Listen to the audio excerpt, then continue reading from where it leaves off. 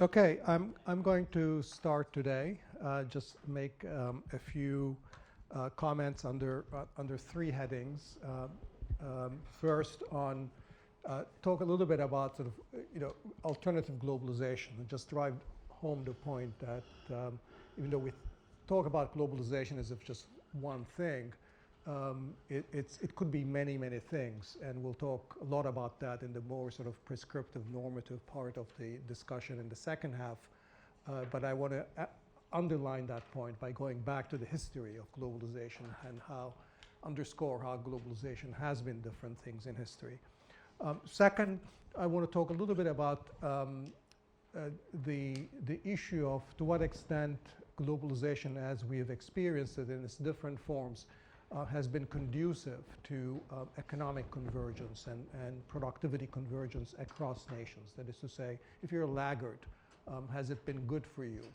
And try to elucidate some key issues as to why some countries have benefited, others haven't.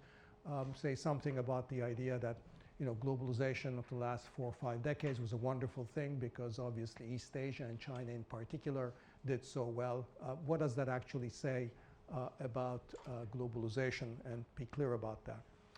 And third, I want to end with not exactly the political trilemma, which you will have read more extensively in the readings, but hone in on the nature of the tension between hyper-globalization, one of these forms of globalization, and economic and democracy or national determination, so that we can understand what the nature, at least of where I see the tension to be, and distinguish between where there is a tension and where there isn't a tension. Okay, first set of issues about alternative globalizations, and this is entirely a kind of a parallel track of very much the same nature to our discussion on different alternative diverse market orders that we've been talking about, that the market is not just one thing, depending on the nature of the institutional arrangements that support it, you can get very different set of market orders. And that point expands with much greater force, in fact, to the international economic order, to different forms of economic globalization. And the idea there is really very simple, that all globalization run on rules and norms, either explicit rules or norms that different actors have internalized, and therefore decisions that are being made about the nature of these rules and norms is extremely important. So some of these norms, some of these rules are written explicitly into trade agreements. It could be the WTO, it could be bilateral trade arrangements. It could be with respect to capital adequacy requirements in the BIS, or it could be, or in the context of the EU, it could be in the context of the acquis communautaire, the community-wide regulations that enforce the single market, or it could be,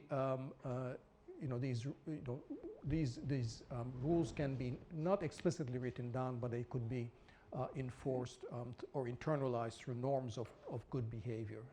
And under hyper-globalization, for example, the idea that you have to have an open capital account, that you have to respect freedom of capital mobility is not actually written in any international set of rules, except for the OECD subset of countries. To be a member of the OECD, you had to observe free capital mobility. But for the world as a whole, there's nothing like the equivalent of a WTO that to which you have bought in, sort of with respect to specific tariff schedules, specific rules on intellectual property rights or subsidies and so forth, that the rules of financial globalization that you maintain open capital flows has become much more of a norm after the 1990s, that countries that are well-governed countries also maintain open capital flows, and that restricting capital flows is a kind of something that is sort of stigmatized. Now, this has been changing, and we can get into that, but not tremendously fast. I think sort of understanding that the sort of the principles and the policies that maintain globalization are partly explicitly written rules, partly are enforced through norms, is important because often there is a tension between the idea that globalization constrains countries or governments from doing things and the absence of any explicit rule that actually prevents governments from doing that. So I think with respect to the advanced countries in particular, the explicit rules after the 1990s and on the sort of hyper-globalization era did not really restrict advanced countries from doing a lot of things that they could have done to create more inclusive, more productively oriented economies. But it was much more the sort of the, if you will, the market fundamentalist or neoliberal or hyper-globalist mindset that sort of said, well, we want to maximize international trade, international flows. We want to put globalization first, and then other things come behind it. So it was much more like a frame of mind that rather than explicit rules that prevented countries from doing this. So depending on what those rules are, who writes those rules, the extent to which they're formalized, who are the actual decision makers, you can imagine very different sets of globalization. In fact, the history of globalization going back to the gold standard, if you will, the original globalization of the 19th century, we've had different forms of it. Now, so I have three different versions of globalization here, which I've called the gold standard, the Bretton Woods regime, which went from the end of the Second World War through the late 70s, early 80s, and what I've called the post-1990s hyper-globalization. And I think in particular, I think distinguishing the post-1990 hyper-globalization from the Bretton Woods era, I think is important, because then I think this makes clear what the differences were. And so there are five, you can distinguish these by sort of variety, through a variety of criteria. I have only sort of five of those here, but you can imagine either subdividing these or adding different columns. One question is, and this goes to the first three columns, has to do with what areas of international commerce or international economy are we aiming at liberalizing, that is creating a unified single market. So that is, do we aim for free capital mobility? Number one is first question. The second one, do we aim to have free trade in goods? And the third one, do we actually have aim to have labor mobility? Now, it's important to think about this as sort of as aspirational. That is that, even under sort of capital, gold standard, it wasn't that free capital mobility was the norm. That was what you were supposed to get at. But it wasn't necessarily that every country at every period necessarily always had capital mobility. So you think about this as aspirational.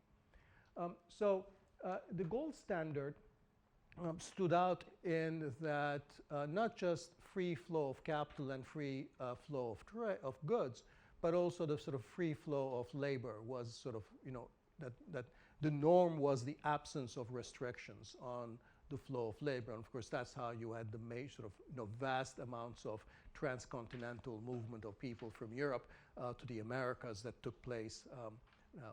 So restrictions began to appear at the very end of the 19th century in the United States, more forcefully before World War I, again in the United States, but aspirationally that was. And that's really what sets in some ways the gold standards aside from the other two kinds of globalizations here, Bretton Woods and the hyper-globalization regime, neither of which actually aspired to free mobility of labor. So that's sort of one key difference. The gold standard, shares. So let me go historically here. Sort of, the Bretton Woods regime was a comparatively shallow form of globalization, and that was also by design, because the architects of the Bretton Woods regime, most critically John Maynard Keynes, having lived through the period of, sort of what he rightly interpreted as the tension or the contradictions between a world of free finance and a world where the governments were increasingly accountable for the management of their economies. And of course, Keynes intellectually was the architect of the idea that in order to ensure full employment of resources, you wanted a government that was going to actively macro-manage the economy through counter-cyclical policies on the fiscal front, so managing aggregate demand. And the idea that this management of aggregate demand was in tension with a world of free mobility, that is the free sort of movement of capital in and out of the country, would undermine the ability of the fiscal authorities to manage their economy. So that in the extreme, for example, or a common example of a government that is engaging in fiscal stimulus might face rising interest rates or a loss of confidence and a very sudden exit of short-term capital, undermining the intention of the government to stimulate the economy. And for that reason, Keynes, along with his American counterparts, instituted a regime after the Second World War that explicitly built capital controls into the rules of the game. That is that countries were supposed to maintain restrictions on short-term, especially short-term, not so much long-term direct foreign investment, which was viewed as desirable, but short-term financial transactions and free flow of bonds and equities and short-term financial instruments to essentially create room for the national management of the economy. Now, that bargain was struck in Bretton Woods explicitly with respect to international monetary financial arrangements. But a version of that bargain was also struck in the trade regime under what came to be called the GATT. Because the kind of trade liberalization that was pursued under various rounds of GATT trade negotiations were truly limited by today's standards. They essentially focused only on manufactured goods. They focused only on removing quantitative restrictions and then disciplining import tariffs, left agriculture and services completely out of the rules of the game, and essentially left the newly independent countries or the decolonizing countries, today's developing countries, essentially through outside the rules of the game, through a variety of escapes or exceptions to which they had access to if they wanted to pursue rules that did not sit well with the GATT notion of no quantitative restrictions on trade and relatively low barriers on trade. So essentially, both on the financial side and on the trade side, the rules under Bretton Woods was a very thin set of rules that enable countries both significant room for financial and macroeconomic monetary management, as well as significant management with regard to trade policies, industrial policies, protectionism, and pursuing domestic arrangements. So under Bretton Woods, even though there were multilateral governance institutions, unlike the gold standards, right? Under the gold standard, the rules were enforced not through international agreements or international organization, but either by national economic policymakers internalizing the rules of the gold standards, in other words, free mobility of capital, fixed parity to gold, free trade, or in the case of weaker powers, countries that today we would call developing countries, they were enforced through gunboat diplomacy on the part of major imperial powers when they threatened to default on their foreign financial obligations.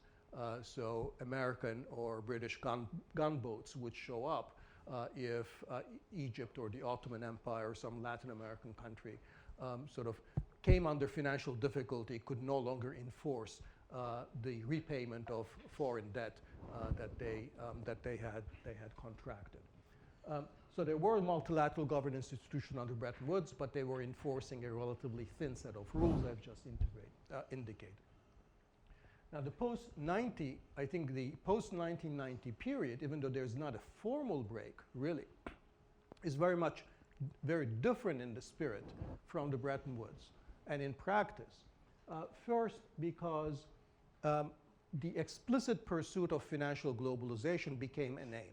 Okay, starting in the 1980s, a combination of the idea that you couldn't enforce capital controls in the first place, but increasingly more so over time that you shouldn't, that the free flow of capital would actually push capital from countries where it was plentiful to countries where it was scarce, would improve the allocation of resources in all the ways that we discussed about previously in our session on finance, that the international extension of that idea began to view financial globalization as an end in and of itself, including the idea, as we discussed earlier, that free flow of finance would discipline governments to pursue responsible macroeconomic and financial policy. So number one is that financial free flow of capital became a norm, that it was supposed to be the exception rather than the rule.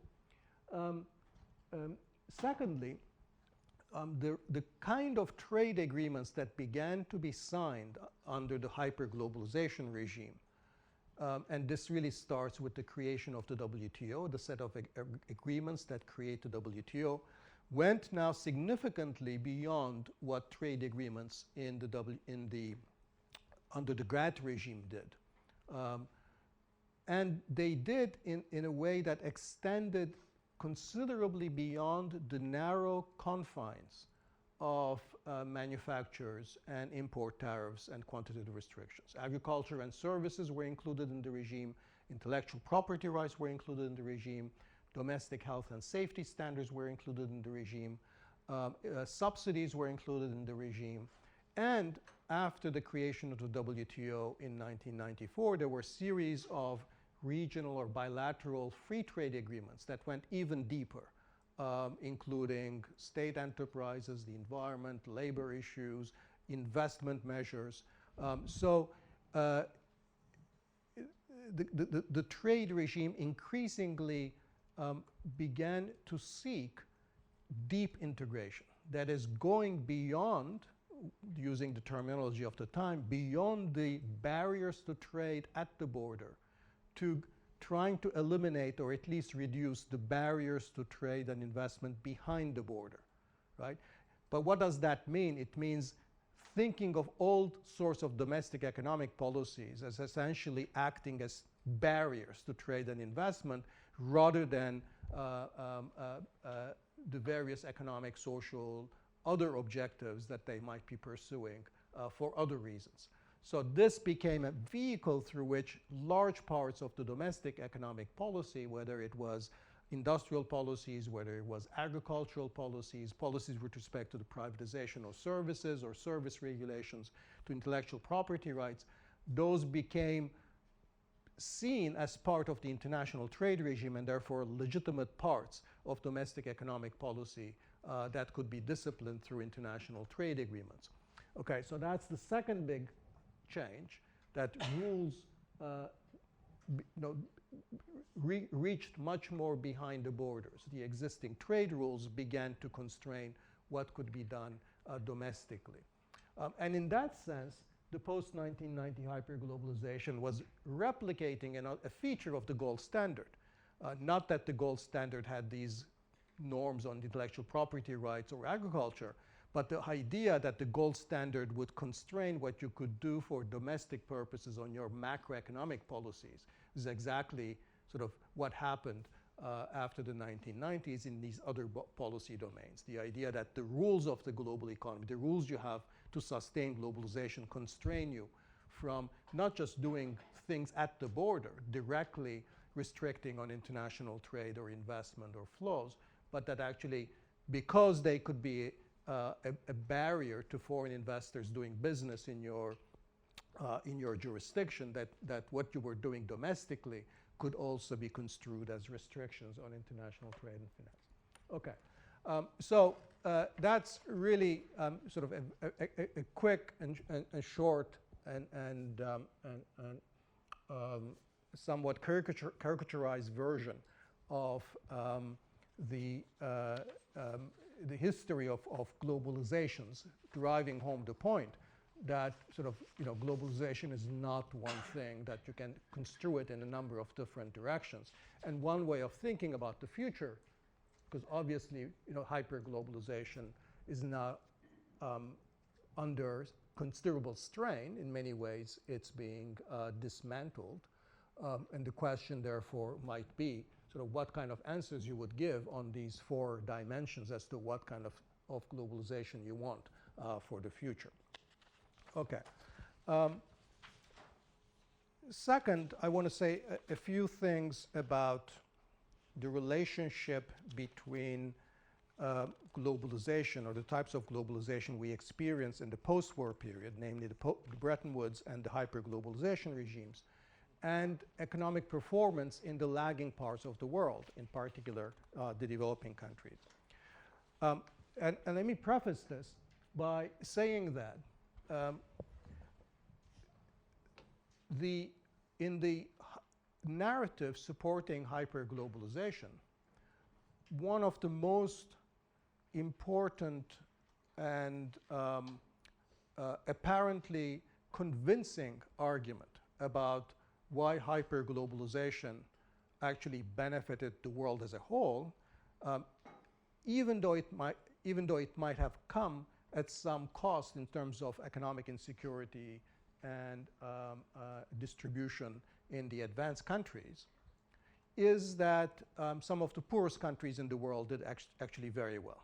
And of course, under the Bretton Woods regime, East Asian countries grew very rapidly. South Korea, Taiwan, Singapore. Later in the 70s, Southeast Asian countries like Malaysia and to some extent Indonesia.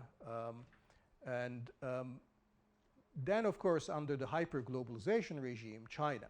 And because China is such a huge country, it was essentially, as we've talked before, this was a period when you had, not only significant economic convergence around the world, right? So it is the fact that some of the poorest parts of the world grew in productive terms, in terms of productivity, in terms of labor productivity, in terms of overall GDP per head, grew much more rapidly than the advanced countries. So there was economic convergence in that way.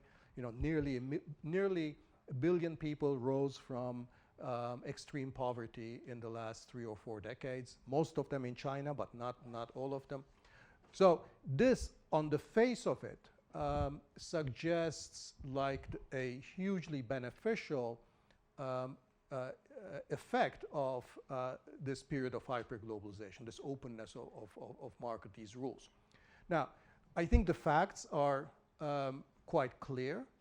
The issue is how you would interpret those facts.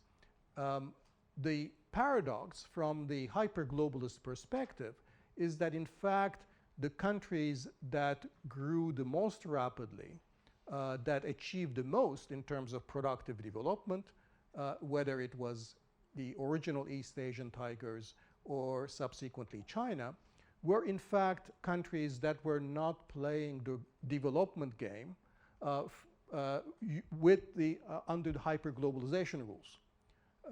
They might have benefited from open markets in the advanced countries, but in fact, when you look at their own policies, they violated the rules of hyperglobalization.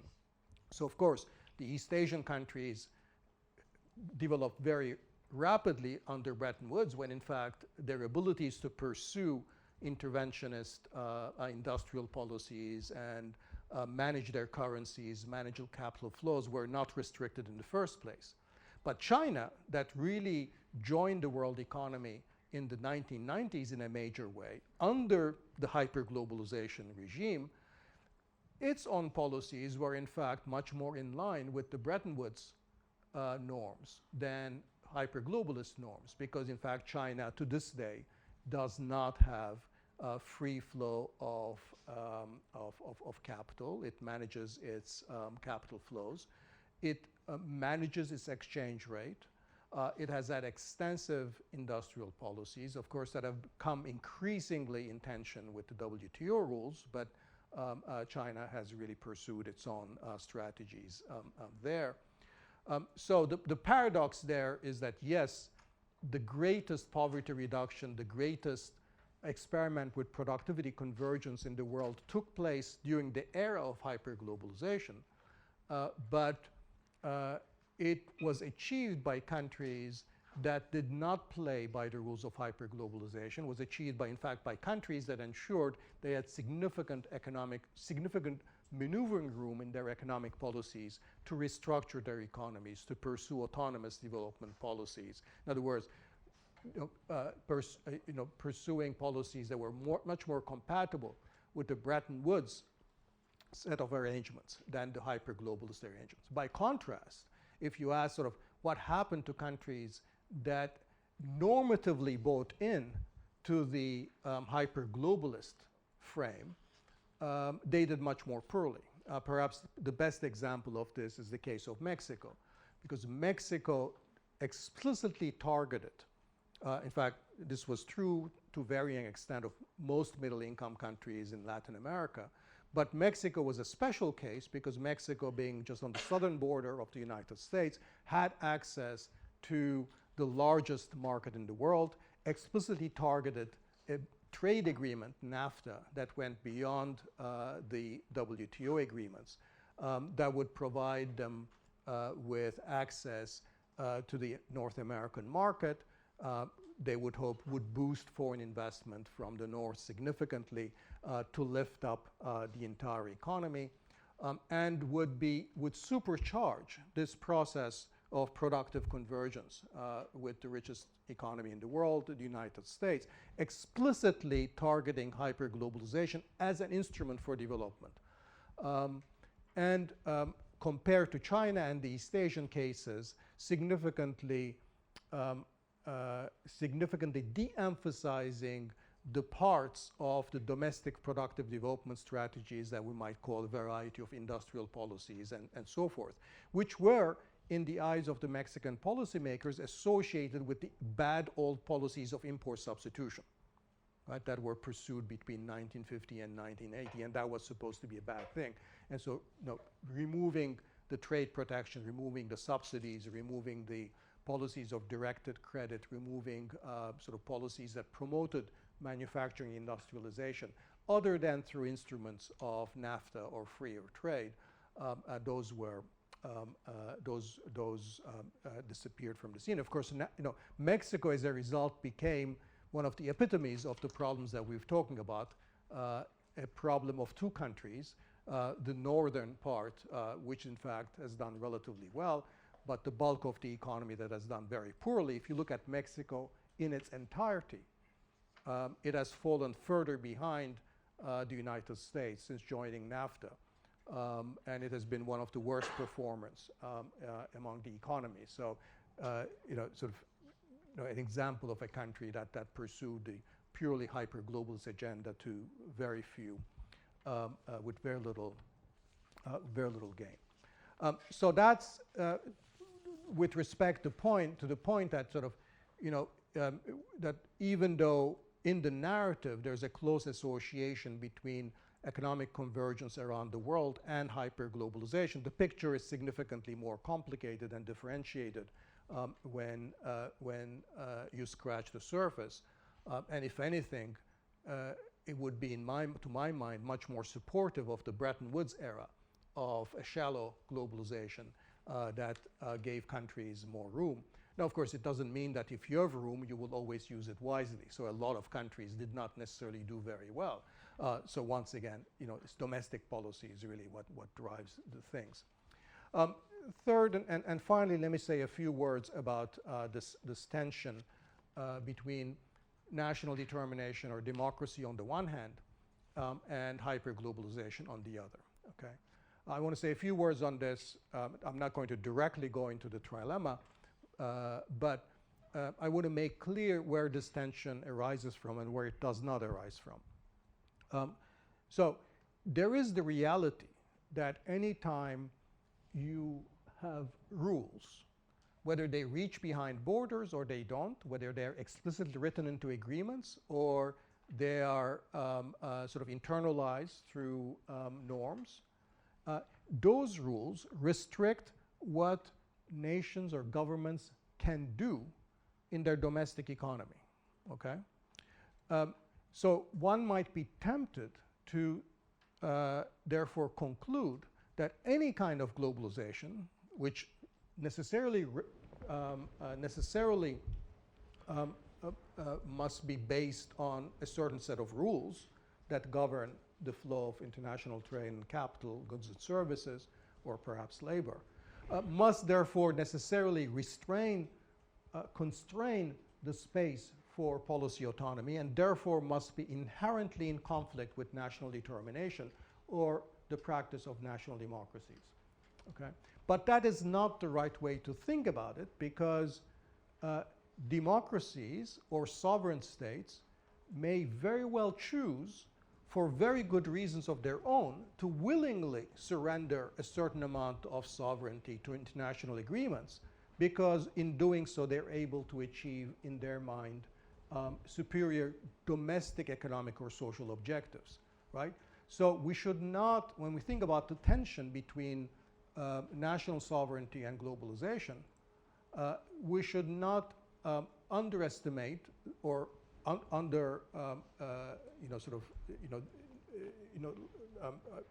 ignore the possibilities that it is among the strategies that a nation state could usefully pursue to, in fact, to enter into international agreements that would constrain what the nation state or what the sovereign can do, but do so for good reasons, for achieving economic growth and prosperity, that sometimes, for example, it might be required.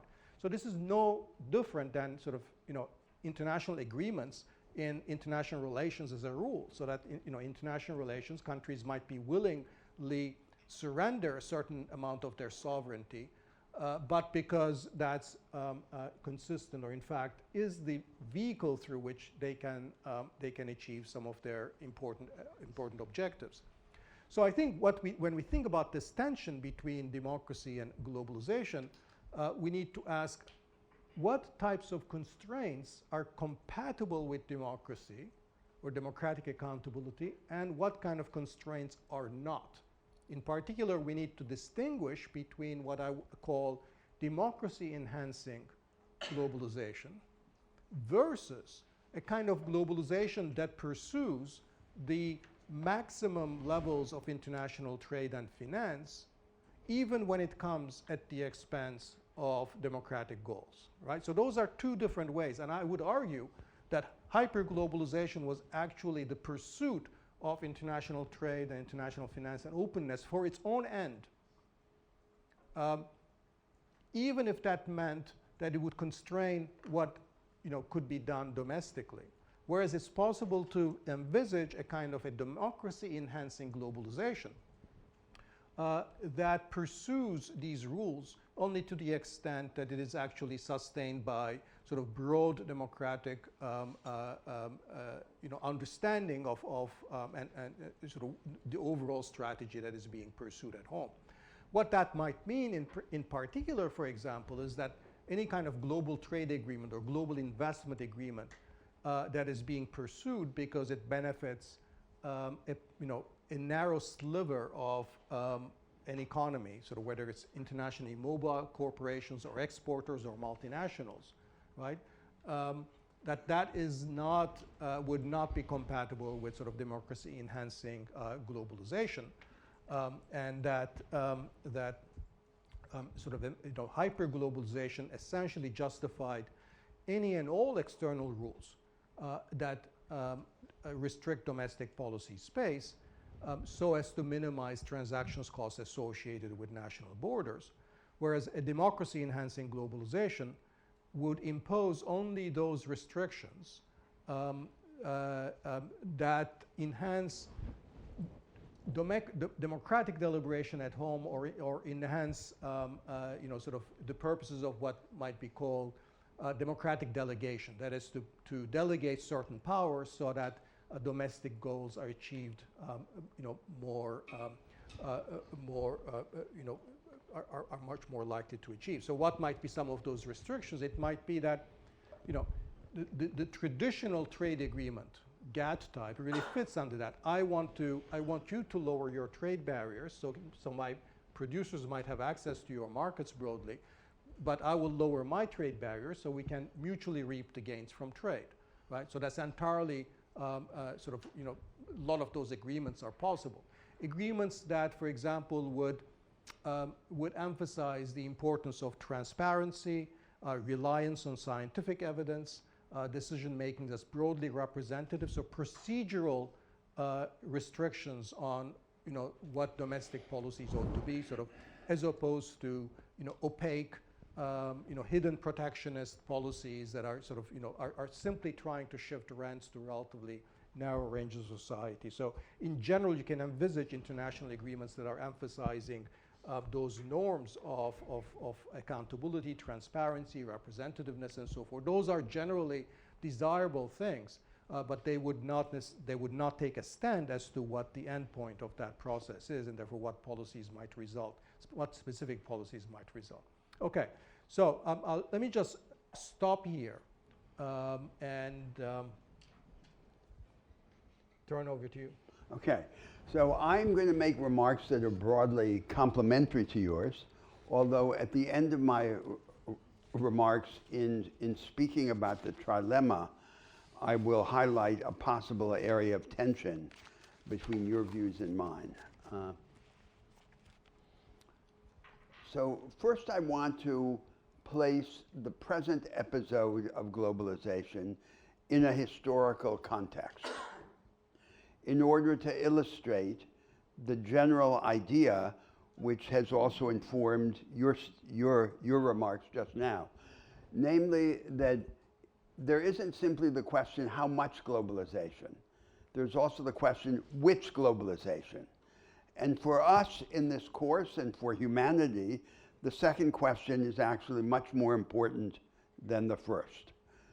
Globalization in modern history, in the history of the last 200 years, has come twice. So first it happened between about 1870 and the First World War, 1914. Then there was a break. This established form of globalization was ruptured in the interwar period. There was a retreat, a backlash, and then globalization was reborn in a new form after the Second World War, accelerating from 1971 to today, and especially, as Danny has suggested, from the 1990s to today. It can't be said that one of these two episodes of globalization resulted in more globalization than the other. We can't generalize in that way. Gross capital flows were larger then than they are now in the previous episode of globalization, although net capital flows may have been smaller then than they are now. No, it's the opposite. It's the opposite. I'm sorry. It's gross capital flows are greater now than they were then, but net capital flows are smaller still. Trade flows have only recently become larger now than they were then. And migratory flows in the earlier episode of globalization were much larger than they are now. So let me then compare and contrast these two episodes of globalization. First, the similarities. A first basic similarity is that they both took place under the aegis of an idea of convergence. Globalization was understood then and is understood now as a mechanism driving countries to converge broadly to the same set of institutions and practices. They were the institutions and practices especially exhibited by the leading powers of the day. In the earlier episode of globalization, especially the British Empire and the Western European countries, and now in the present episode of globalization, at least until recently, especially the United States. The second common point of these two episodes of globalization is that in both instances, the idea of convergence was enforced by the discipline of capital. In the earlier episode of globalization, through the mechanism of the gold standard. The gold standard was not just a doctrine. It established a kind of automatic mechanism imposing restraints on the trading states, the participants in globalization. And it had the effect that Kalecki pointed out of making the level of economic activity depend on the level of confidence, of financial confidence. Now, in the present episode of globalization, we see great differences in the way in which the discipline of capital does or does not enforce the commitment to convergence. In part of the world, Latin America, there has been what you could call a functional equivalent to the gold standard, a syndrome of policies and practices that have the same general effect as the gold standard. Acquiescence in a low level of domestic saving, both public and private, consequent dependence on foreign saving, on foreign capital, openness of the capital account, and emphasis on a form of fiscal prudence or fiscal realism that is devoted to restraints on spending more than to expansions of public revenue.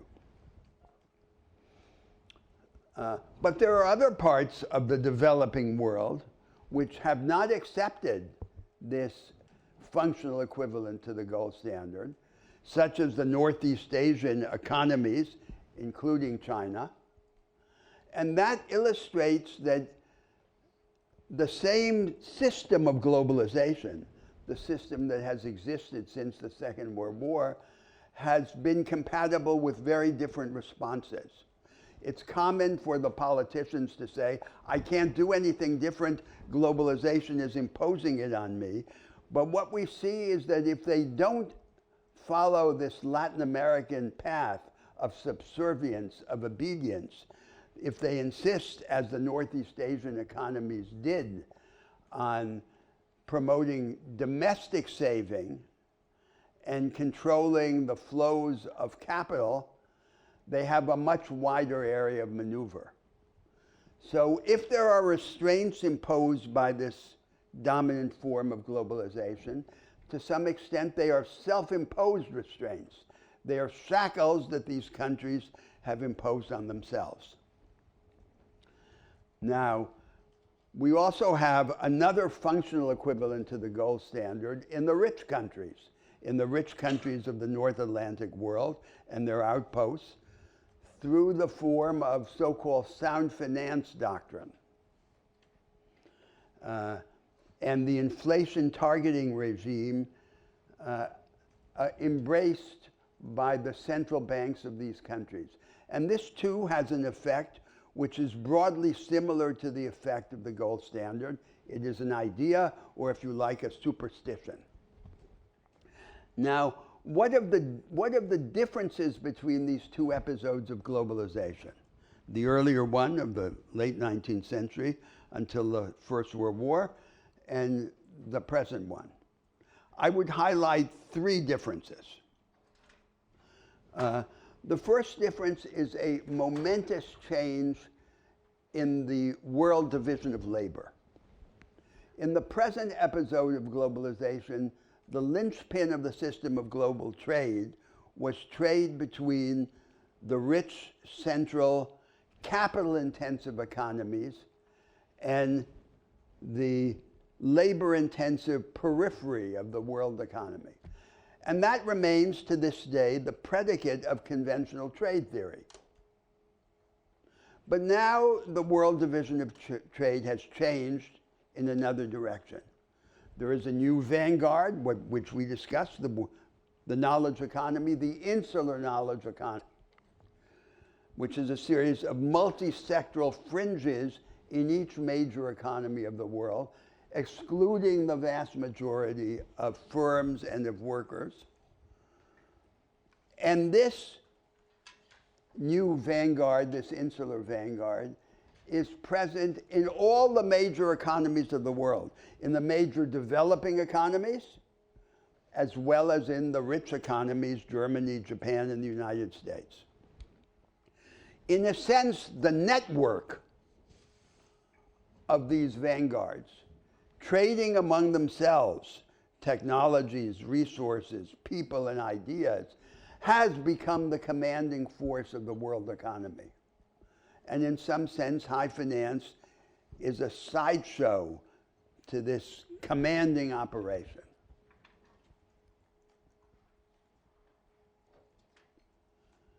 The second major difference between these two episodes of globalization is that in the first episode, as I said before, mass migration was much higher than it is today. And mass migration is the instrument with the greatest potential to diminish inequality among countries. As we discussed previously, to be enacted in a feasible form, it has to be enacted gradually with safeguards for the receiving countries and compensations for the sending countries.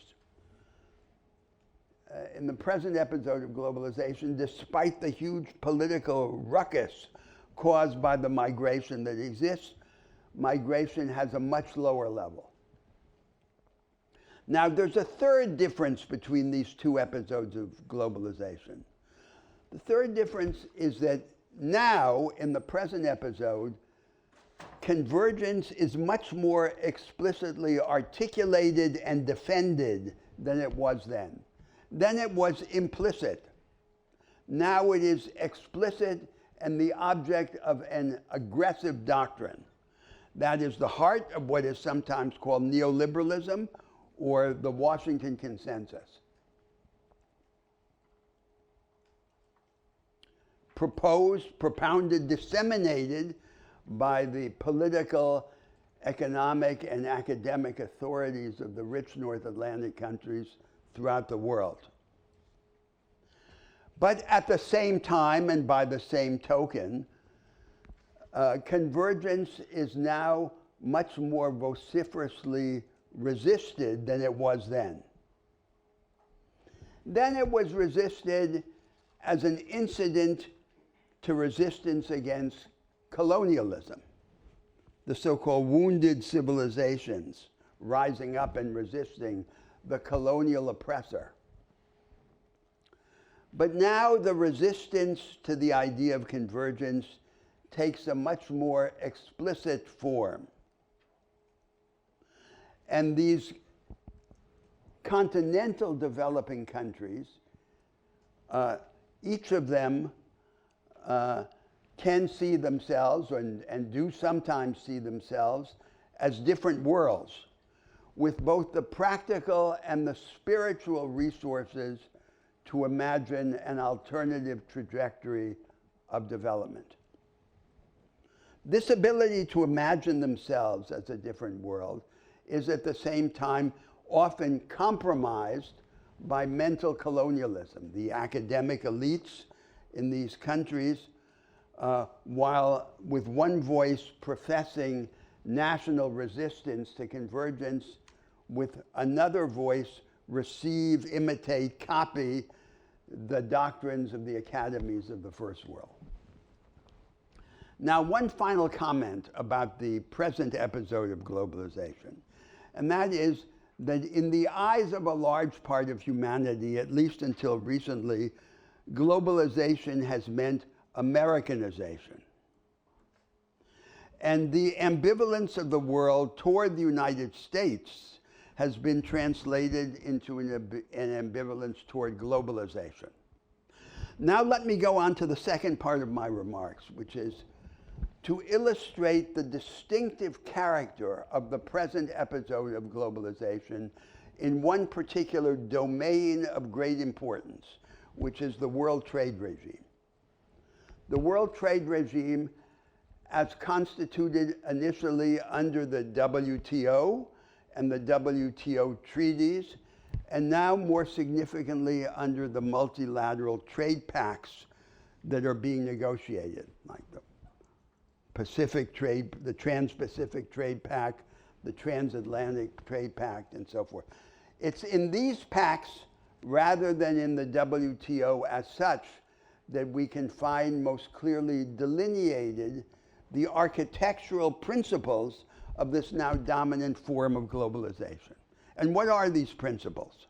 So the first principle is the idea that free trade should be maximized. The more of it, the better. It's not obvious that free trade should be maximized. One could say that the alternative view, in an alternative conception of globalization, is that the goal is not to maximize free trade. Free trade is simply a conditional means. It is not an unconditional goal.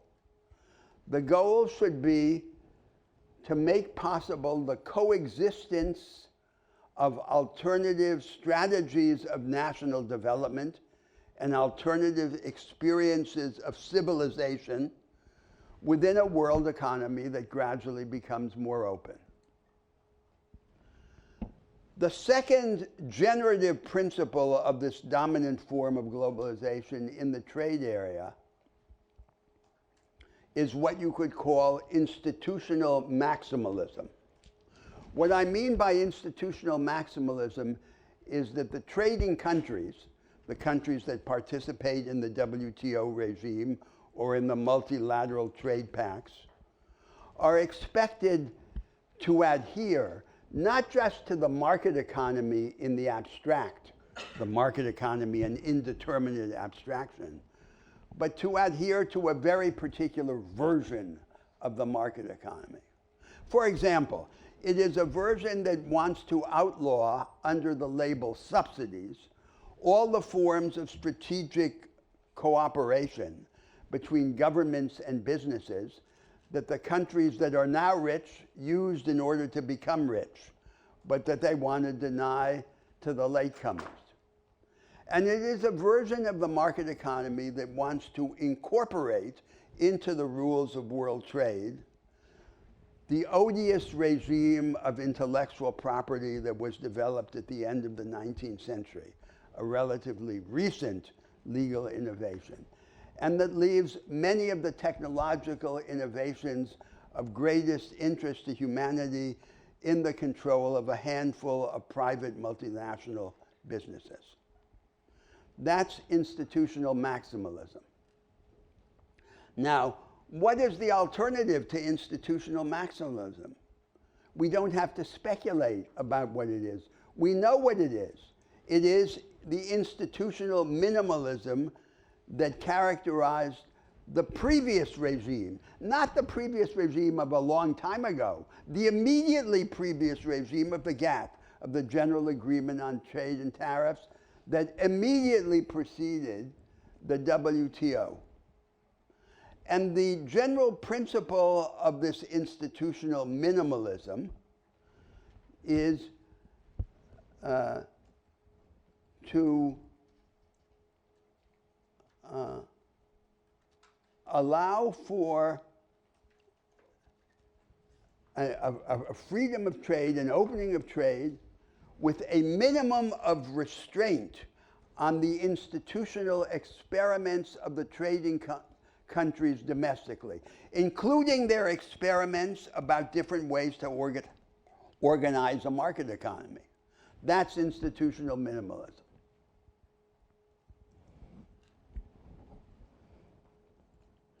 Now, institutional minimalism raises a technical problem, to which I'm going to return later at the end as well.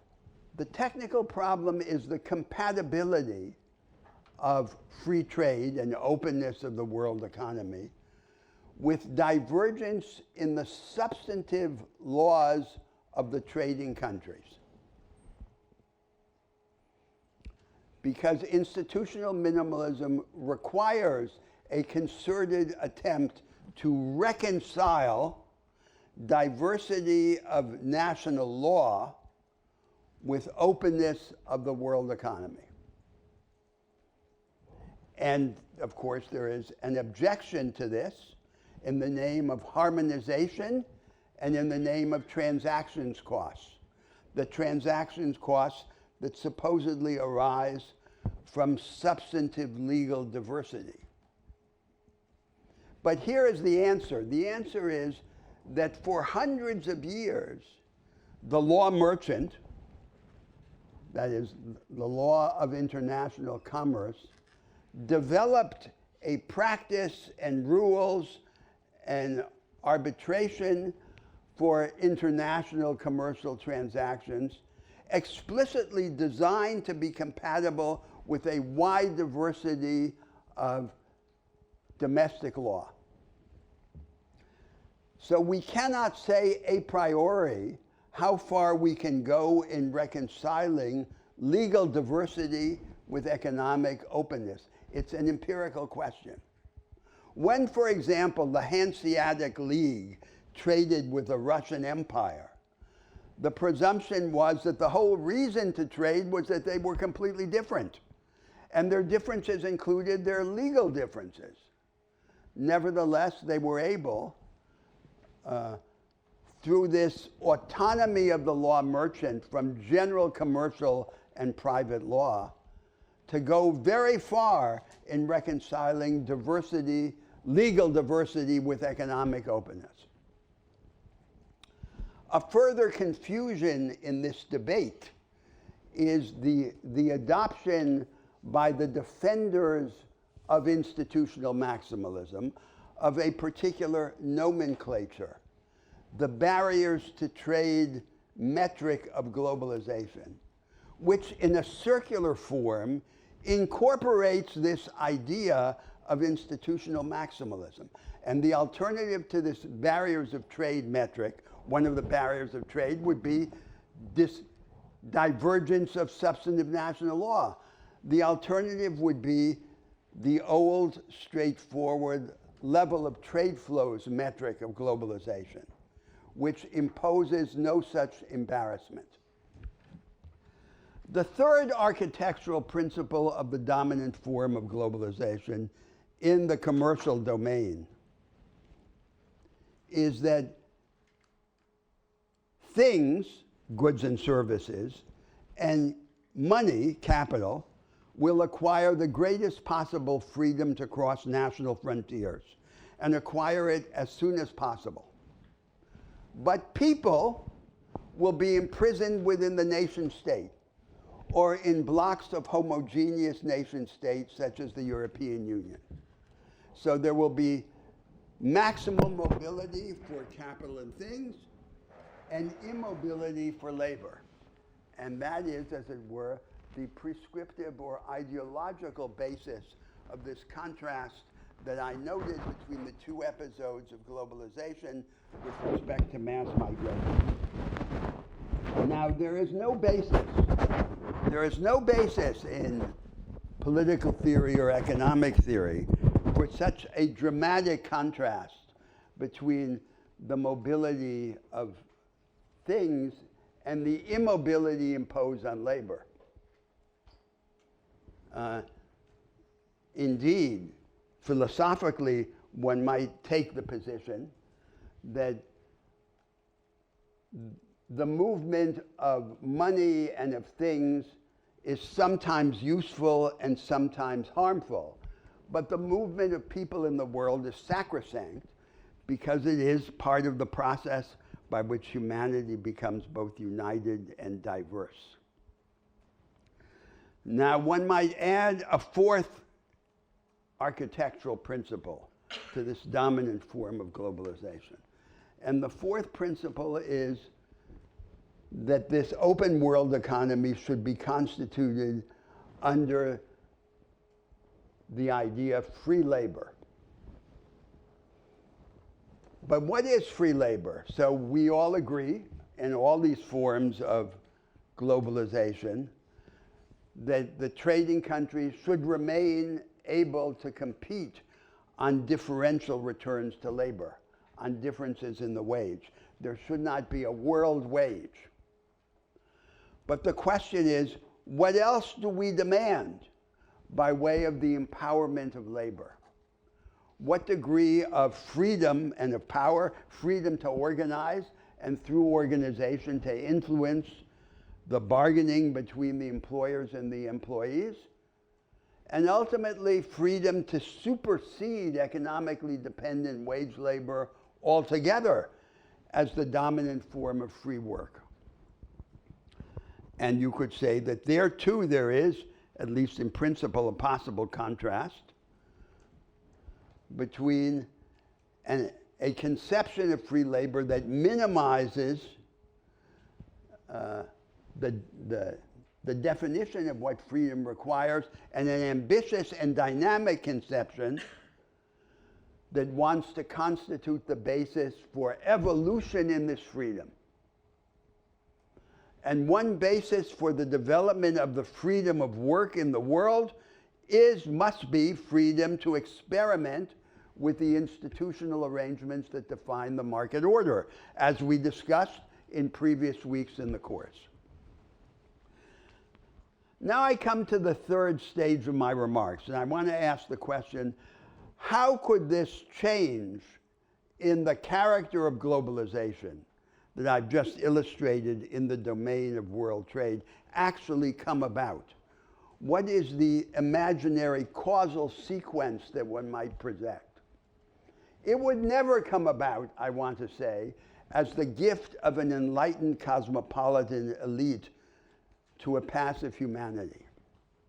It could only come about under the pressure of strong national projects that hit against the limits of the present form of globalization. And what do I mean by strong national projects? First, they are projects that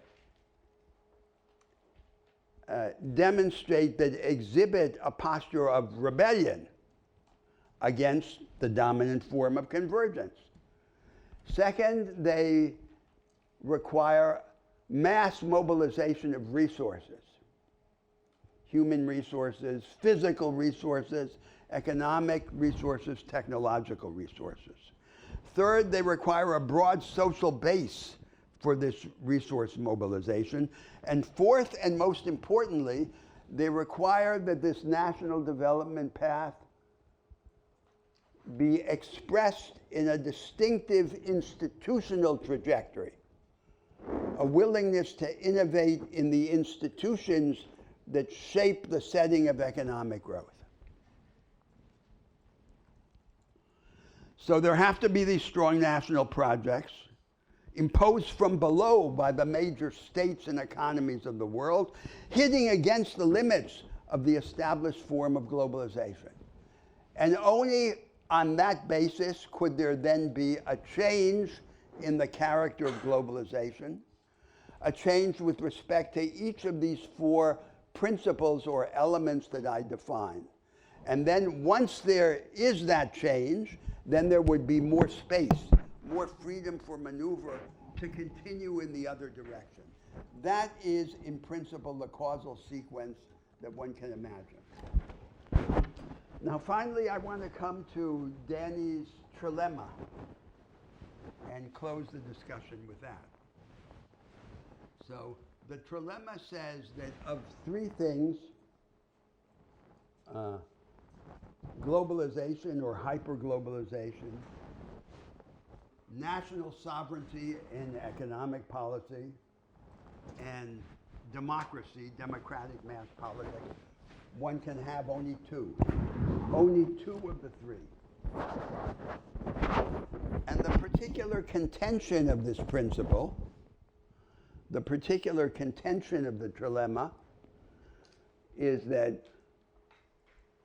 there is a conflict between hyperglobalization on one side, national sovereignty and democratic mass politics on the other side. Now, here's what I want to say. If you define hyperglobalization by its idealized extension, imagining absolutely no space for any difference of policy or laws, then of course, by definition, it's incompatible with national sovereignty and democratic mass politics. But if you define it as a tendency which exists in the world and which Danny just called hyperglobalization, but which is not pushed to this idealized extension, then there is no such contradiction. There is no such incompatibility, for the simple reason that the coexistence between weak democracy or its authoritarian counterpart, national sovereignty, and hyperglobalization in this not exaggerated form is what exists now. So we know that it can coexist. We know that these three elements can coexist because they do coexist. They would only not coexist if we pushed globalization to its extreme idealized limit. Now suppose the alternative. The alternative is a high-energy democracy, as I defined it in an earlier class. A heightening of the temperature of politics, the level of organized popular engagement in political life, an acceleration of the tempo of politics, impasse is rapidly broken, and a coexistence of strong central initiative with radical experimental devolution. That's high-energy democracy, which weakens the dependence of change on crisis. And strong national sovereignty, defined by the ability to generate what I just call strong national projects, defined by the elements that I described before. Now, that idea of democracy and that idea of sovereignty is compatible with globalization, but not with a globalization orchestrated, organized under the aegis of institutional maximalism, with a globalization organized under the aegis of institutional minimalism, just as I defined them before. And the combination of high-energy democracy, strong national sovereignty, manifests in strong national projects, and globalization in the form of institutional minimalism would also be possible. So we have two possible realities, and we have no fatal contradiction. But the possible realities highlight the central question in our discussion, which is the question, which globalization, not how much globalization. That is the question, the central question in our agenda. Well, we'll turn over to questions and discussion, but I just maybe make one quick clarification and Yes. then just explore a little bit what you said at the end. The quick clarification is I think that the two of us use the term convergence in a way that maybe could be a little bit confusing to some of you. In most of what I was talking about, in part of my comments when I talked about global convergence, I was talking about the convergence in terms of productive capacity. Yes. Not about the institutions. Convergence of the market backward order, economies to the terms of high growth economies. as you would measure by Yes. Correct. increases in GDP per capita or labor productivity. Yes. So that's what I meant when East Asian countries or China were converging to the advanced countries in the post-war era.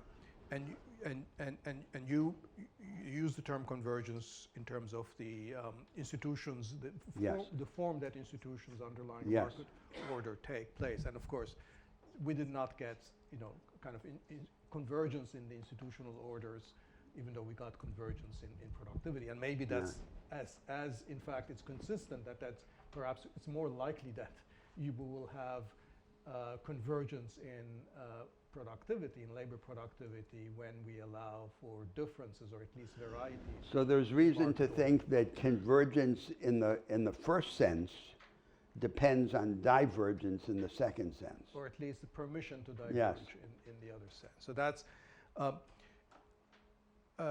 so then there's the question of, to what extent that divergence in forms of market orders or institutional divergence is inimical to economic globalization, or it is not. I think we agree on the normative side of the story, but just to make clear where we might agree or disagree on sort of the substantive argument. Now you laid out a world, the possibility of a world in which you characterized by high energy politics or high energy democracy and strong national sovereignty. And you suggested that would not be necessarily inimical to at least a kind of economic globalization.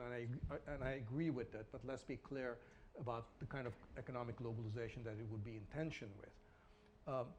So in a world in which you have this strong national projects, strong national sovereignties, high energy politics is also one where we're going to have a world in which the rules and regulations that support markets that are quite flexible, not just across nations, also possibly within nations, if we were to go back to some of your earlier arguments. So from the perspective of a multinational company or a bank or any kind of entity that's envisaging cross-border transactions, that is what in economics terminology would be called as transactions cost. The uncertainty that the regulations in a different jurisdictions are different and might change further, and which is why they're pushing for harmonization or institutional convergence, is facing a kind of a world in which regulations are not only transparent and certain, but they have converged to some extent that they don't have to pay the additional cost of moving goods and services and capital across the border, so that I face the same environmental or product safety regulations in Europe as I do in the United States, so I don't have to repackage my product or add features and things and so forth, right? So to the extent that, what a lot of trade disputes are about are actually sort of precisely those kinds of, diversity of those regulations and the extent to which they, quote unquote, distort trade. But it seems like if you add on what there is already, which is a world of significant diversity, this additional layer of national assertion and the possibilities of change, that will essentially increase the costs of doing international trade or international capital flows across borders. So it would be reasonably expected to go with a certain amount of reduction in the volumes of trade and investment across borders because of this diversity, augmented by the risks and the uncertainties involved with their possible changes. Well, I did so make... let me just finish yes. that. So I don't think that's necessarily undesirable, because I, like you, would prioritize those national experiments. But it does rule out a particular kind of globalization, or let me put it this way, it would reasonably be expected to go with significantly lower amounts of cross-border trade and investment. I'm not sure. So, because there's an empirical and historical element, which I emphasized by my reference to the law merchant and to the achievement of the jurist. So, for hundreds of years, as I said, the jurist became good at creating a law of international transactions that was relatively autonomous from and compatible with substantive legal diversity. So how far can that go? I don't know. There's no a priori principle to measure that. But I think that the tendency of the trade specialists, who for other reasons are wedded to the idea of institutional convergence and harmonization, is vastly to exaggerate the consequences and costs of these transaction difficulties, and to not understand the lessons of the previous legal history. I think those loan merchants and the arbitration arrangements were responses to the costs raised by the legal They were uncertainty. responses to the costs, but they were Therefore, responses. they aimed to ameliorate those costs. Yes, necessarily- without suppressing the underlying legal diversity. That's the point. Right. Yeah. But I think if you were to ask the merchants at the end of the day, they'd much rather have not that uncertainty. They'd much rather do away with these. I think they would arbitration. much rather have their trade. No, but that's the only point, really. It's a minor point, but it is the point that we shouldn't expect. And actually, that takes us to today, maybe another point, which is that we, in some ways, we're discussing this issue as if we're still back in 2015 or 2016. We've had pandemic, and now we've had the war in Ukraine, and now it's, just like neoliberalism, or I think that the narrative around neoliberalism, I think, has dissipated. I think, nobody's really talking about, advancing hyperglobalization or advancing these principles that you've listed here, which is, that free trade to be maximized. I don't think anybody believes in that anymore. It's really all about resilience and bringing supply chains back. Well, I'm delighted to hear that. Maximalism. but it is. But that is. I mean, that's the issue. That's where we are. And the question is, where are we going to be moving? And I Yes. think this discussion is very ripe for that purpose. I think one thing that you could take from both of our perspective is that you do not need to bemoan that we are moving into a world where nation states are trying to carve out much greater space for their particular version right now of what their priorities are, right? And in the case of the United States, is to compete effectively with China, to enhance supply chain resilience, perhaps to address domestic inequality. Of course. But I think that a defect or a limitation of our discussion is that we're speaking just about the commercial, the economic, and especially the commercial domain. That was the focus.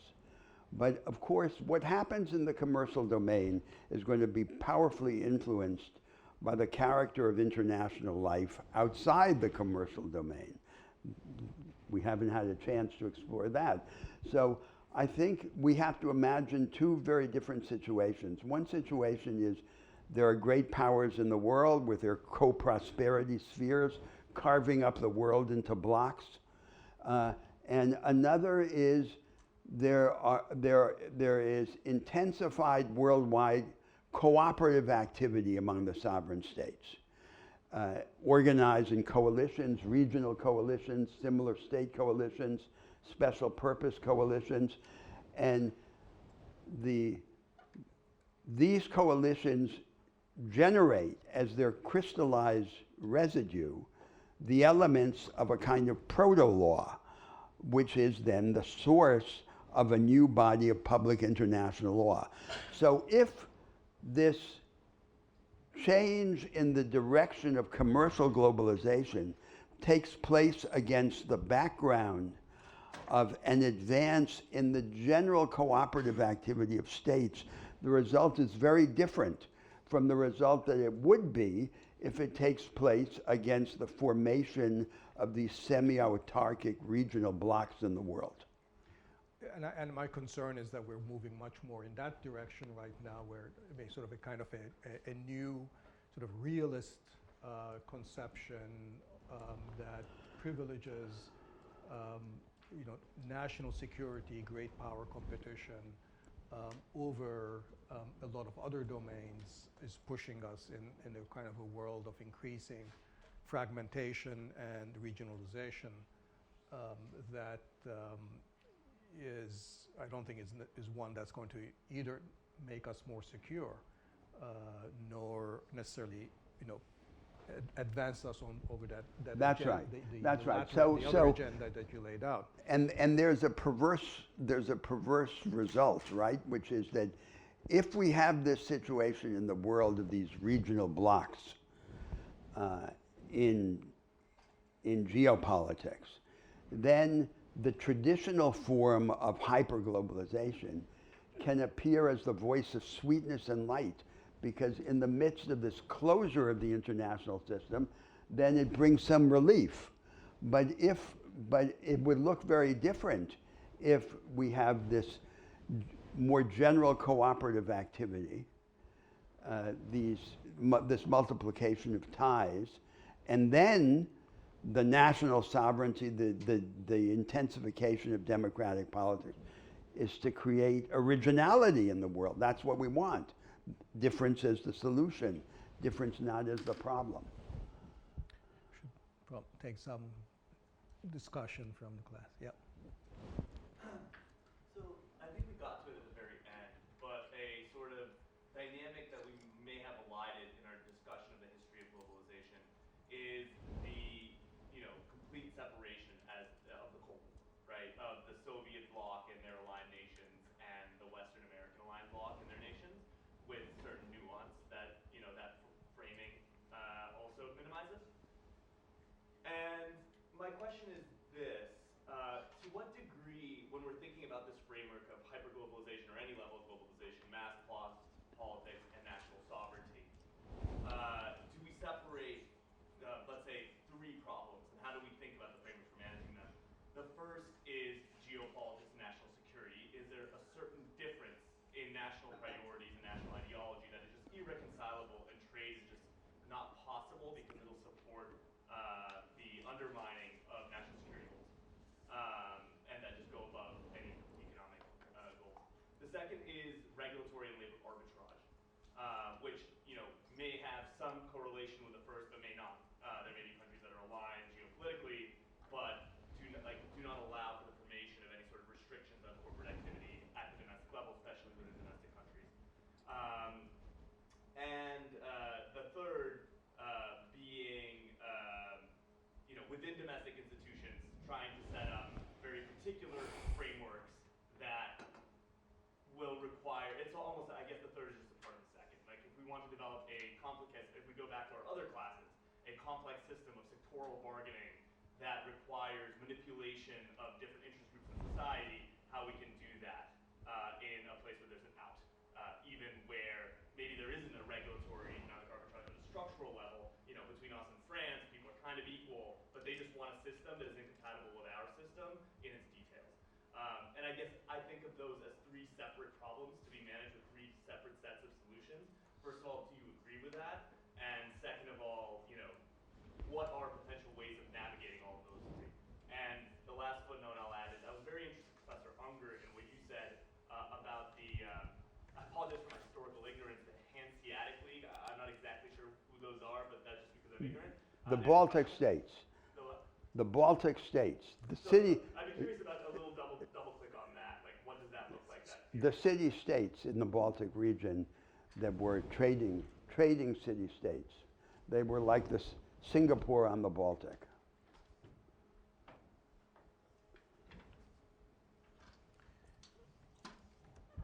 Well, so those are, I would say, starting with the first, I would say that, we can safely presume that national security and national survival is a primary goal of each nation state, and that objective takes precedence over everything else, including economic, commercial objectives.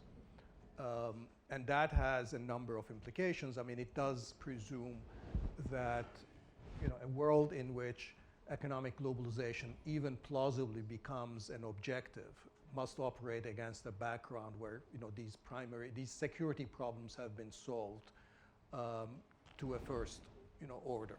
Now, what it means to solve these security problems, I think there's a lot of debate among national security or IR scholars and foreign policy specialists and so forth, right?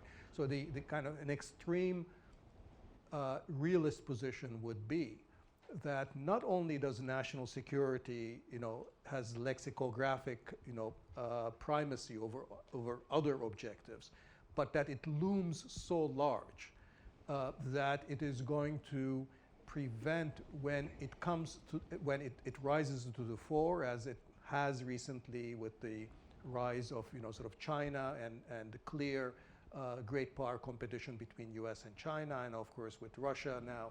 That when these issues now come to the fore, then it basically rules out significant cooperation, significant rulemaking on any of the other economic domains. So this all becomes really, you might as well forget it, right? Because there might be lots of domains like climate change or global public health or global commons, where there might be lots of areas where China and the United States or Europe might cooperate, or there are lots of gains from trade to be had in a variety of areas of high technology, digital, sort of resources and so forth.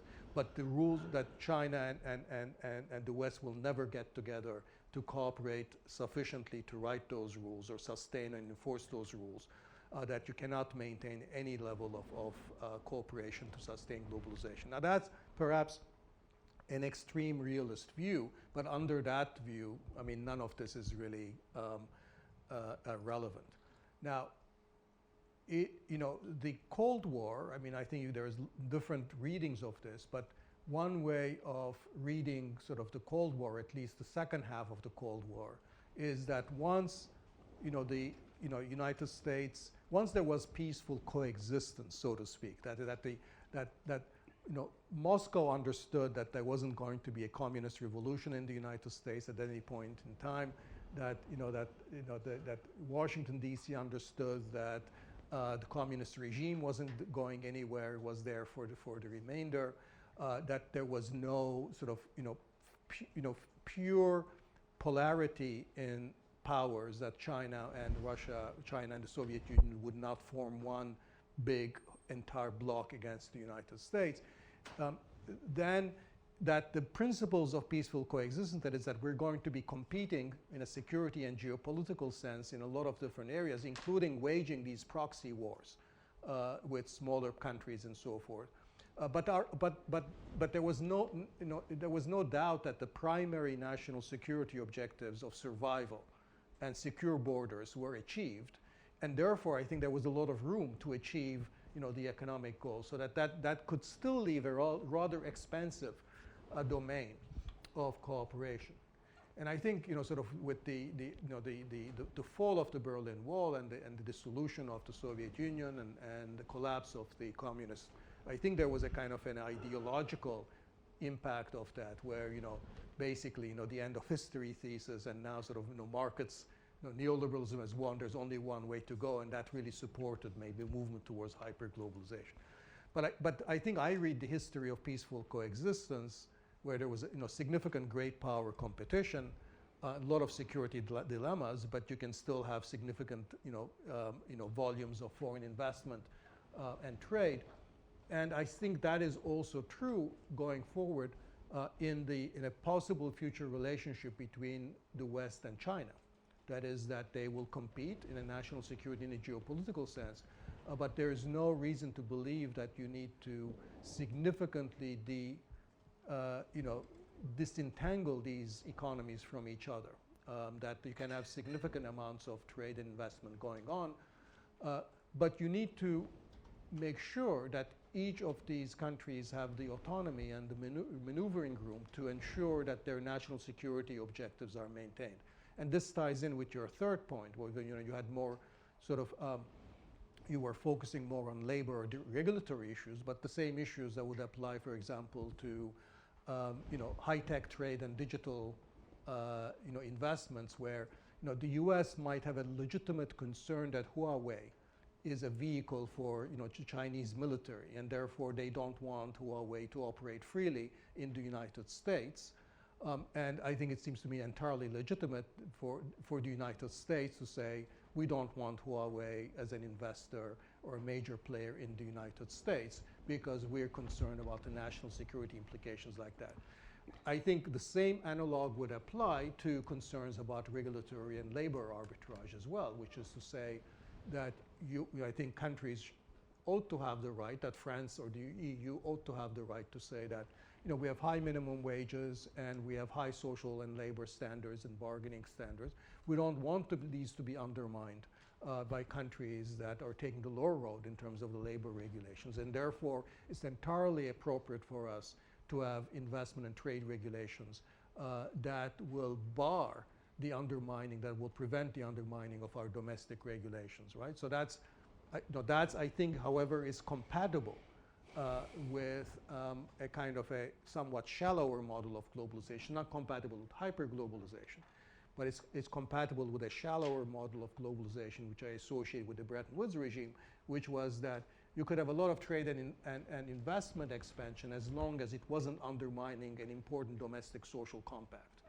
So, for example, there was a lot of liberalization in manufacturers, but when the East Asian countries became very significant exporters of low-cost garments and textiles and undermined sort of labor markets in the advanced countries, actually in the 1970s you had these carve-outs, the multi-fiber arrangement, that explicitly put restrictions on these exports from these low-cost sources to ensure that what would later we would experience as the China trade shock and all the sort of adverse implications on labor markets would not happen in the 70s and 80s. Even Reagan, right, sort of in the 1980s, had a lot of trade restrictions on steel, on cars, to ensure that those sort of so-called sensitive sectors were not affected. So that would change under the hyperglobalization when it became no longer okay to do those kinds of things. That free trade and investment became sacrosanct, no matter what the impact on domestic social bargains were. So that's that's how I would respond.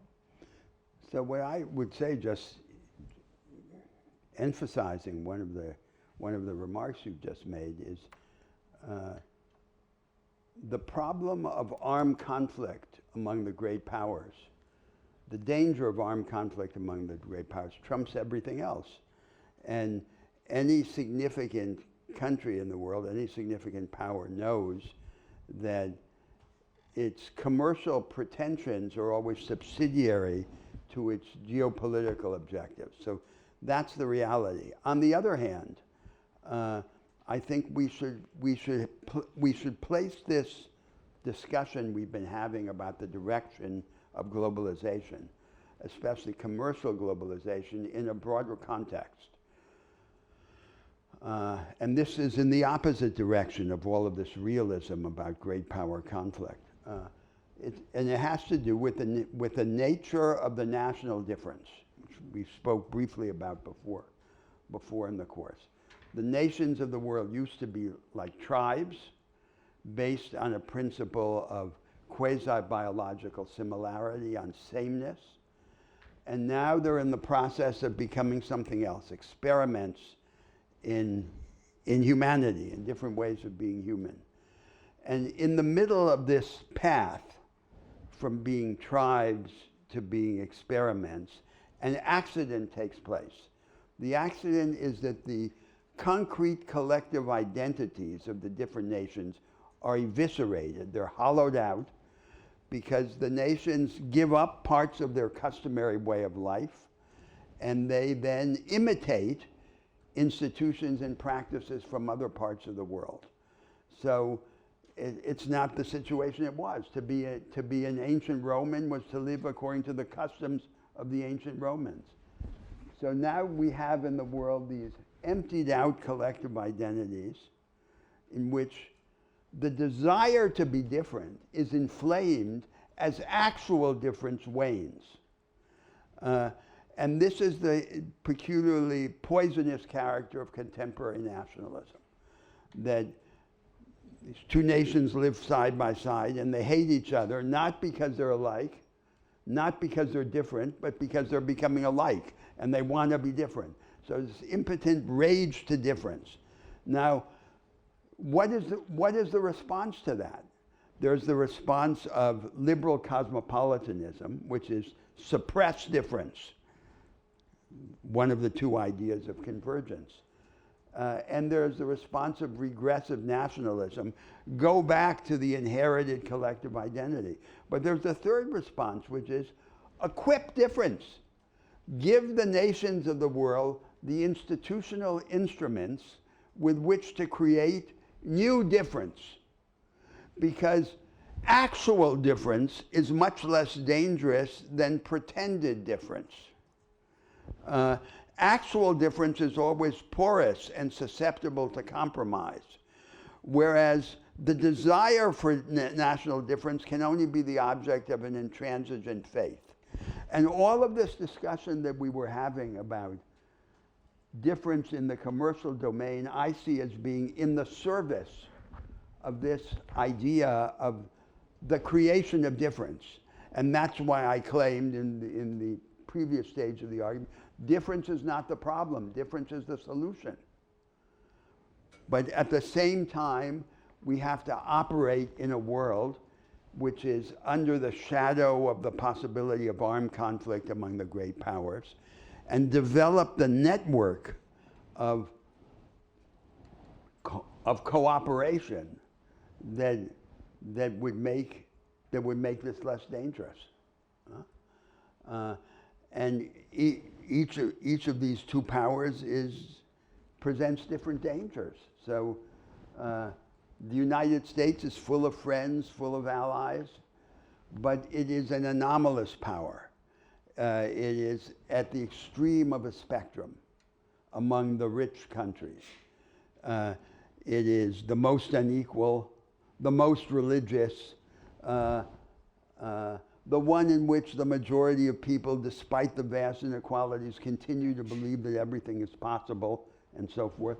This is the rational kernel in the mystical shell of the idea of American exceptionalism. And as a result of these anomalies, the United States is not in imaginative communion with humanity. On the other hand, China is alone. It has no friends. It's a unique case in modern history of a great state that is friendless. Who are its allies? Pakistan, North Korea, Cambodia. That's it. And so, this is actually a source of tremendous danger. This isn't a reason for the enemies of China to take pleasure. They should be frightened, because isolation is then characteristically the provocation to war. So the other countries in the world, the rest of us, have to somehow entangle these great powers, each of them an awkward and solipsistic Gulliver, in a net of cooperative activities. It's only against that background that this exercise in the creation of economic difference has any chance of bringing profit to humanity. Wanda? I have a question from the sort of developing country perspective, particularly the middle powers. So I found the narrative around taking away the ladder that Prof. Unger's reading makes, and I think you allude to it as well, Professor Roderick, around industrial policy space and tools being sort of no longer available to developing countries because of WTO rules. China kind of just does it anyway, to the chagrin of the U.S. and other countries. Why, I guess my question is sort of twofold. Why do countries like South Africa, you talked about India with auto parts, why do other developing countries accept this situation if it's precluding their development?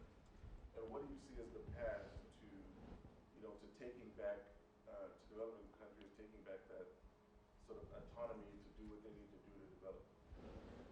Why do they do it? I mean, why do people obey? I don't know why they obey. Don't they understand that, that obedience is the path of perdition? I said this in an earlier class. Rebellion is not always rewarded, but obedience is always punished. So to sign on the dotted line, to deliver themselves hand and foot to the academic, political, and economic authorities of the North, why would they do that? It's absurd. But they do that. And so what's the solution? The solution is politics. And national rebellion, national originality. Yeah, I mean, I want to go back to something I said at the outset, that I think for a lot of developing countries, the constraint has lied less with the actual rules of the WTO than the rules that were internalized in the leadership. The mental colonialism, exactly. The norms of good behavior that they have internalized, and I think. So Danny, they put the chains on themselves, and then they said, globalization is chaining us. But that is as much true, I believe, of the advanced countries as it was of Yes. the middle powers. For low-income countries, of course, that's even worse in some sense because they're not even constrained by most of the disciplines of the WTO and so forth. So most of it is really, I think, it's a question of, I think, of domestic politics and domestic imagination. Of course, you know the South African case. Well, I mean, I think it's there's virtually no industrial policy that South Africa is not engaged in. So it's not like, for I think it's probably much more a focus in a sense of strategy than experimentation per se, I would say. But you brought up the question of middle powers, and I think the role of middle powers in this great power conflict, I think, is particularly also very important. Exactly. It's interesting, and the role that they can, in particular, play. So this is a theme that you've talked about in the past. So I wonder if you want to say something about that. Well, because I think, but this is on the theme of great power competition and armed conflict among the great powers. So we have to develop a practice in the world of an entente which identifies the vital security interests of the great powers and by some sequence of steps guarantees them in these vital security interests. And the middle powers have a crucial role to play in that. And so I think this whole commercial discussion will mean something very different if it takes place against a background like that, or if it takes place against the background of the degeneration of the world into these warring blocs.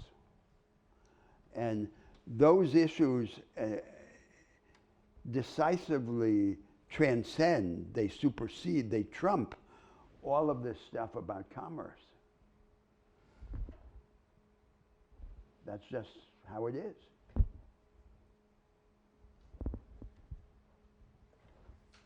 So in both of your readings, there is this suggestion that there be improvements in the inclusive growth from liberalizing labor mobility and free trade.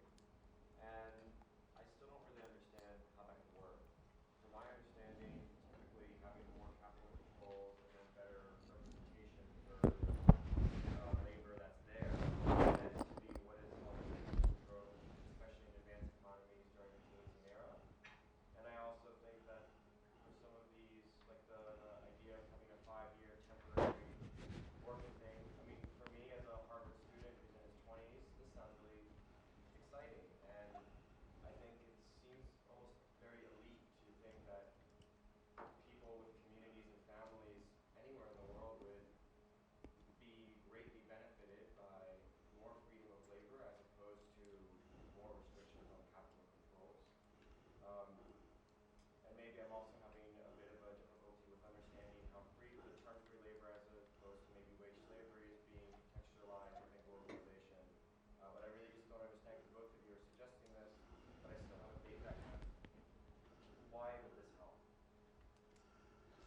Well, consider what happened in the first episode of globalization, mass migration. A whole world crossed the Atlantic, for example. That had a tremendous social effect in equalization and emancipation. So I don't think that's a mystery. Does the U.S. have an issue even now with inequality based on race? Like, did mass labor migration from other parts of the world to the U.S. actually lead to a inclusive growth in this country? Well, the Africans were brought as slaves, so that's not a fair example of mass migration. I'm talking of mass migration as free labor, and that's the basis of our world. And it is immensely more powerful than anything else one can imagine in diminishing inequality among nations. It obviously can't take place instantaneously, but as a direction. So I mean, I do think that there is a surface and an immediate tension between. Let's take for granted. Let's accept that complete openness of labor flows is not a realistic prospect. That even aspirationally, taking on steps towards a world like that is probably not realistic. Which is why the specific proposal I had was one that had a sort of a temporary worker visa scheme, with the idea that there would be kind of a revolving door of workers coming for temporary stays and then going back to their home countries to be replaced by other workers that would take their place from the same countries. And the idea there is as Roberto says, the gains in terms of the potential gains in terms of equalizing economic opportunities in the low-income parts of the world and the rich parts of the world are so large in that case that at least I am almost forced to think about how I can make this compatible with more equitable, inclusive regimes domestically, even though there is on the face of it, and I think that's what you're mentioning. There's an immediate tension that if I bring in more low-wage workers into the United States from, let's say, Central America, there will be pockets of labor markets where they go in. They're probably likely to depress or prevent the rise of now, there's a long, outstanding discussion in the economics literature about sort of how large the effects are, whether they're sufficiently, but let's presume that there is in fact an adverse effect. And there you're facing the trade-off between sort of having very large impact on some of the poorest workers in the world, and worrying about what's likely to happen in some particular segments of the labor market in the United States. And I'd like to think that we might think of complementary mechanisms that might both ensure that workers in the United States are not adversely affected. That might be through ensuring that absolutely the same labor standards and the same working conditions, the same minimum wage conditions, would obtain for those who are coming in as for the native workers. So there's no sort of race to the bottom in terms of labor regulations and standards, but also through sort of more investments in a productivist sense that we've talked about. But this is like, it's the proverbial, dollar bills that are left on the sidewalk in terms of the gains to be had from increasing, some international trade. And so that's where it's coming from. Now, I don't think it's not elitist to think that, there's literally millions of workers in the rest of the world who would love to have a chance like that. And because we know that they line up, they travel under the worst conditions because it's not legal to do so currently. And it wouldn't be good to actually take some of that pressure off on these illegal migrations to actually create a kind of a legal track where you're able to do that. So that's...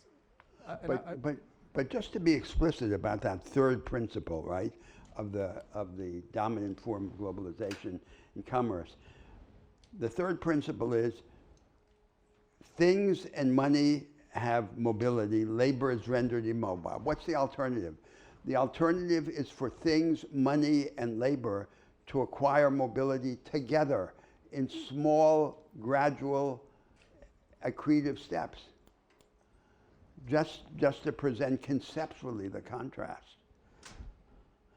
And that alternative is, as you know, not an object of discussion explicitly anywhere in the world.